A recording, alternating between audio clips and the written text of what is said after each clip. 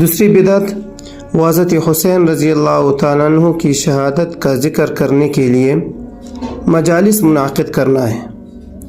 اور پھر ان میں ماتم کرنا، نوحہ کرنا، یہ روافض کی مشابہت کرنے کی وجہ سے ناجائز ہے، کیونکہ حدیث شریف میں آتا ہے کہ آپ صلی اللہ علیہ وسلم نے فرمایا کہ من تشبہ بقوم فہو منہم، کہ جس نے جس قوم کی مشابہت اختیار کی وہ اس قوم میں سے ہوگا۔ علامہ ابن حجر ہیثمی رحمۃ اللہ علیہ نے ایک بات لکھی ہے، میں اس کا خلاصہ آپ کے سامنے پیش کرنا چاہتا ہوں۔ وہ فرماتے ہیں کہ خبردار اس محرم کے مہینے میں روافض کی بدعتوں میں مبتلا نہ ہونا، جس کے مرثیہ کرنا،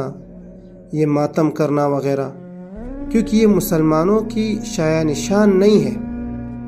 اگر یہ ماتم کرنا جائز ہوتا تو اس کا زیادہ مستحق حضور اکرم صلی اللہ علیہ وسلم کا یوم وفات ہو سکتا تھا،